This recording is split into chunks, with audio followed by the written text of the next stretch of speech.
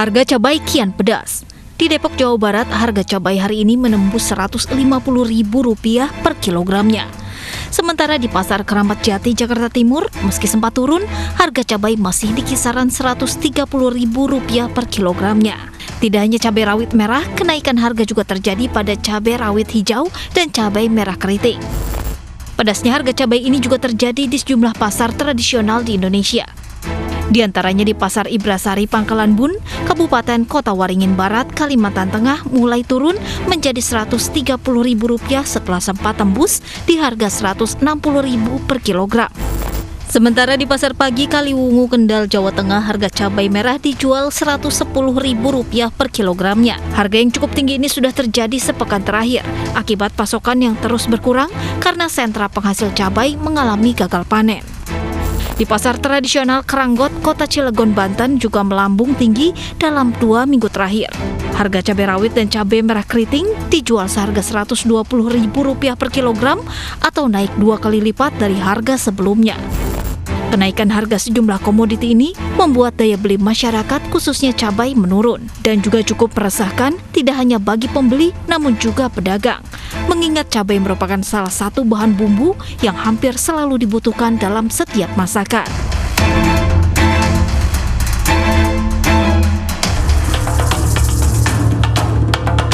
Komisi Pemberantasan Korupsi atau KPK membenarkan tengah melakukan penyidikan terkait perkara suap perpajakan di Direktorat Jenderal Pajak. Meski belum bersedia memaparkan detail perkaranya, KPK berjanji akan menginformasikan perkembangan penetapan tersangka setelah dilakukan upaya paksa baik penangkapan maupun penahanan. Diketahui perkara suap yang terjadi di Direktorat Jenderal Pajak ini terkait dengan pembayaran pajak sejumlah perusahaan. Modusnya yakni para wajib pajak tersebut diduga memberikan uang kepada pejabat pajak agar nilai pembayaran pajaknya menjadi rendah. KPK sedang melakukan kegiatan penyidikan dugaan korupsi penerimaan hadiah atau janji terkait dengan pemeriksaan perpajakan pada Direktorat Jenderal Pajak. Sementara itu, Menteri Keuangan Sri Mulyani memastikan telah membebas tugaskan oknum pegawai pajak terduga kasus suap yang tengah disidik KPK.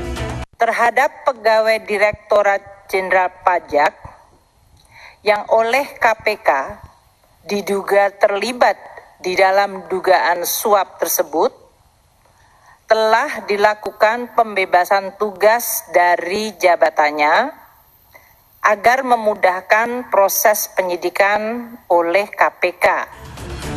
Kasus dugaan suap terhadap pegawai pajak hari ini seolah kembali mengingatkan kita kepada Gayus Tambunan yang populer di era 2010 hingga 2011. Pegawai Ditjen Pajak ini menghebohkan tanah air dengan sejumlah kasus mafia pajak yang melibatkan banyak pejabat. Sempat tersenyum karena harta haramnya, namun Gayus harus menelan kenyataan pahit, dihukum penjara hingga 29 tahun.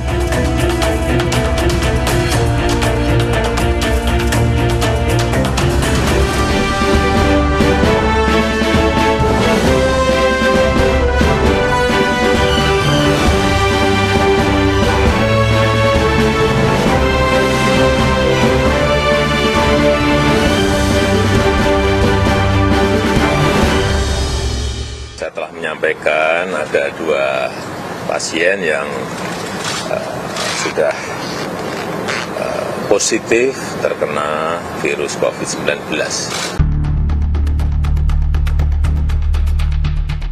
Pandemi COVID-19 di Indonesia masih berlangsung dan genap setahun. Hingga hari ini, angka kasus COVID-19 di Indonesia masih terus menanjak dengan lebih dari 1 juta kasus. Indonesia bahkan menjadi negara yang mencetak angka kasus COVID-19 tertinggi di Asia Tenggara. Pandemi menjadi pukulan berat bagi perekonomian Indonesia. Sejumlah sektor usaha terguncang, jumlah angka pengangguran meningkat 2,6 juta orang. Sehingga jumlah angkatan kerja di Indonesia yang menganggur sebesar 9,77 juta orang. COVID-19 juga berdampak kepada kinerja ekspor-impor, angka kemiskinan, inflasi, dan IHSG. Pertumbuhan ekonomi Indonesia di sepanjang 2020 terkontraksi minus 2,07%. Indonesia harus masuk dalam jurang resesi untuk pertama kalinya setelah melewati 22 tahun krisis.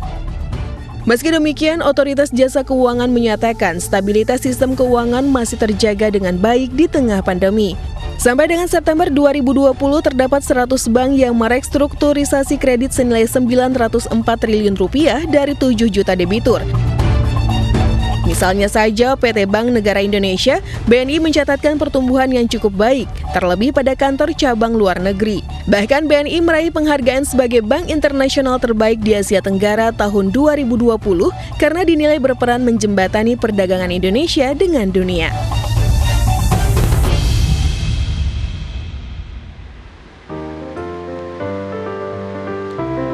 Baik, halo selamat malam. Kembali berjumpa di program The Indonesia Economic Club bersama saya Aprevita. 2 hari yang lalu, tepatnya 2 Maret 2021, genap 1 tahun Indonesia dilanda COVID-19. Bermula dari 2 kasus yang diumumkan oleh Presiden Joko Widodo, di Indonesia terus bergerak menanjak menjadi 1.000 kasus, 10.000, 100.000, 500.000 dan dalam 10 bulan, tepatnya di tanggal 26 Januari 2021, Indonesia tembus 1 juta kasus. Angka ini menyeret Indonesia sebagai negara dengan kasus COVID-19 tertinggi di Asia Tenggara.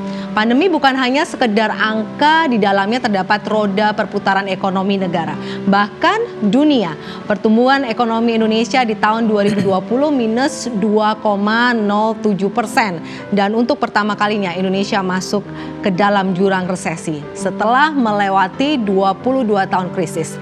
Meski berbagai sektor dihantam wabah, masih ada sektor yang stabil dan justru berekspansi. Tentunya malam hari ini saya tidak sendiri akan membahas hal ini.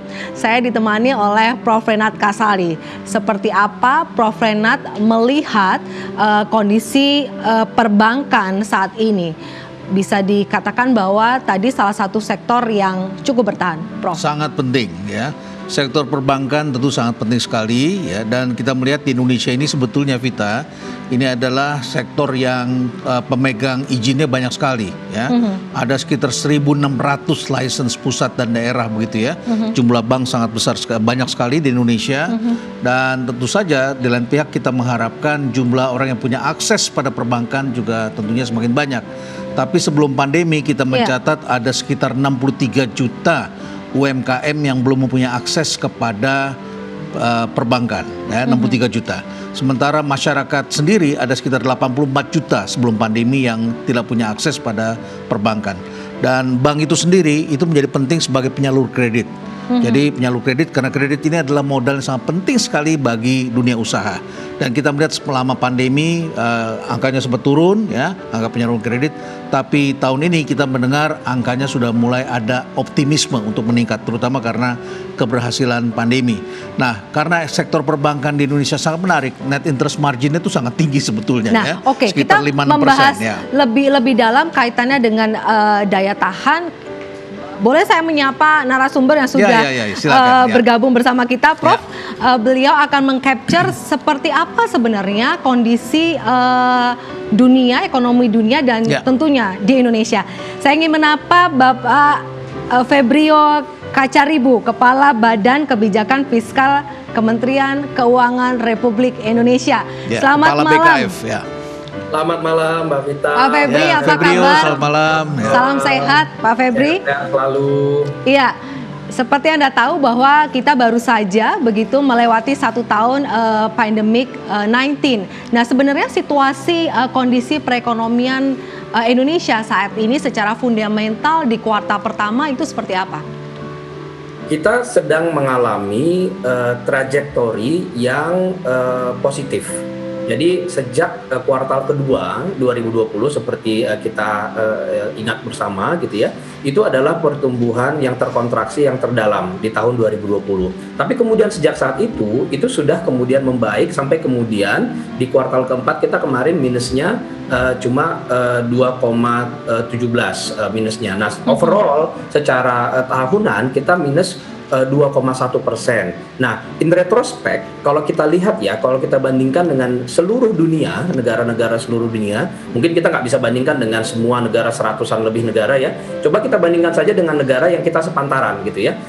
Sepantaran itu maksudnya yang bisa kita bandingkan contohnya G20. Karena kenapa? Indonesia ini negara yang sangat besar ekonominya. Kita nomor 16 secara PDB nominal. Sehingga kita bandingkan dengan negara G20 itu sangat masuk akal.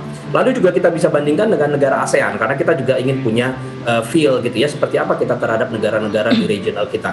Nah, overall untuk G20 dan ASEAN kita itu sangat-sangat mild kontraksinya. Banyak negara G20 dan ASEAN ini kontraksinya bahkan double digit. Nah, bahkan negara-negara besar seperti di Eropa itu banyak yang sangat dalam. Nah, apa yang dilakukan oleh pemerintah Indonesia maupun pemerintah G20 dan dunia ini kebanyakan adalah melakukan kebijakan fiskal yang sangat agresif. Apa itu artinya? Defisitnya sangat-sangat negatif. Banyak negara itu defisitnya double digit juga. Indonesia akhirnya realisasinya 2020 kemarin 6,1% dari PDB. Jadi Pak Febri, yes. Pak Febri, saya ada data bahwa memang terkait dengan negara-negara di ASEAN begitu ya, Indonesia termasuk yang bisa survive di kuartal akhir di tahun lalu. Apakah memang ini karena indikasi bahwa secara fundamental sebenarnya Indonesia sudah didukung dengan kekuatan dari salah satu sektor, yaitu sektor perbankan?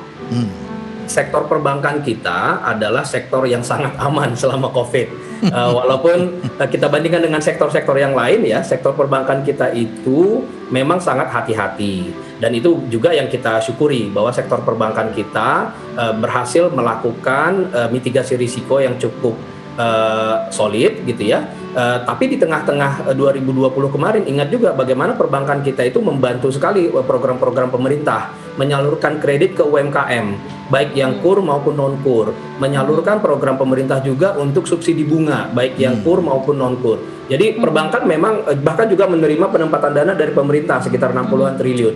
Jadi perbankan melakukan peran yang cukup besar. Jadi selain mereka juga bertahan dengan cukup solid gitu ya, melakukan risk mitigation yang sangat baik overall gitu ya. Tapi kemudian mereka juga membantu pemerintah melakukan program-program terutama untuk UMKM karena memang kalau kita mau menolong bisnis kita Indonesia gitu ya, pemerintah kan harus punya pilihan-pilihan yang mana harus didahulukan. Sudah pasti kita akan mendahulukan dulu yang mikro, UMKM dan sebagainya, sehingga perbankan memang sangat membantu kita waktu itu dan harapan kita tahun ini juga perbankan bisa lebih banyak lagi berperan. Pak Febri, ada pertanyaan yang saya ingin sampaikan kepada Anda. Kalau memang perbankan ini stabil hingga saat ini sampai dengan 1 tahun pandemik ya Prof, berarti bisa dikatakan sektor perbankan ini secara prosentase juga mendukung pertumbuhan ekonomi Indonesia yang tidak kalah dibandingkan dengan negara lain. Apakah bisa dikatakan demikian? Yes, peranan perbankan kita itu sangat besar. Secara keseluruhan kita memang masih kalah dibandingkan dengan negara lain ya. Kalau dibandingkan secara region, artinya masih besar sekali potensi kita untuk berkembang nih, terutama perbankan kita. Jadi secara size kita itu lebih besar daripada perbankan Malaysia dengan Thailand ataupun misalnya Filipina. Tetapi secara rasio terhadap PDB kita masih bisa nih bergerak. Kita masih berada di bawah 60% terhadap GDP kita, rasio dari aset perbankan kita. Sementara Malaysia, Thailand itu udah besar sekali, bahkan ada yang di atas 100% dari PDB-nya, di mana di situ kredit perbankan itu berperan sangat besar dalam perekonomiannya. Nah, perbankan kita ini memang sangat aman, NIM-nya juga sangat tinggi gitu ya. Tapi kemudian masih ada ruang untuk bertumbuh dan membuatnya menjadi lebih efisien. Pak Febrio, masih ada ruang untuk bertumbuh. Anda jangan kemana-mana dulu. Saya ingin menanyakan bagaimana pendapat dengan Prof. Renat. Prof. Renat, tadi ada statement bahwa perbankan salah satu yang menjadi sektor dari pendukung untuk pemulihan ekonomi. Dan strategi survive itu dilakukan di perbankan. Ya, betul sekali. Jadi memang sektor perbankan ini sebenarnya sangat menarik sebetulnya ya. NIM-nya tadi disebutkan tinggi sekali begitu ya. Di negara tetangga kita tuh sepertiganya dari Indonesia. Makanya sekarang salah satunya adalah tambah modal lagi. Makanya CAR-nya naik begitu ya, tambah modal. Kemudian asing sangat berminat, datang terus asing begitu ya ke Indonesia. Nah, saya kira tapi strategi survive-nya di dalamnya kita harus mempunyai orang-orang yang tepat, yang benar. Ada dua strategi. Strategi yang pertama adalah strategi ekspansi. Ekspansi itu ya ini kan accounting kita kan accrual pencatatannya begitu ya. Jadi yang penting adalah ekspansi. Tapi kemudian ketika kita menghadapi situasi seperti ini, teman-teman mulai menghitung resikonya. Jadi lebih mengandalkan nasabah-nasabah dengan kualitas yang lebih baik. Jadi strategi survivalnya saat ini adalah menjaga kualitas. Jadi menghindari resiko. Jadi risk management sekarang menjadi sangat penting sekali karena ekspansi ini sangat harus dilakukan juga dengan kehati-hatian. Kebutuhan banyak, tetapi nasabah tentu sangat beragam. Dan di dalamnya tentu saja kita memerlukan SDM yang dipersiapkan untuk menghadapi masa depan. Karena hampir semuanya hari ini sedang mempersiapkan digital banking hari ini. Ya. Baik Prof, nanti kita akan langsung menanyakan kepada salah satu perbankan yang memang melakukan banyak strategi di tengah pandemi. Dan transformasi. Ya. Dan pastikan Pak Febrio Anda masih tetap bersama kami. Pemirsa, Anda juga tetap bersama kami di The Indonesia Economic Club.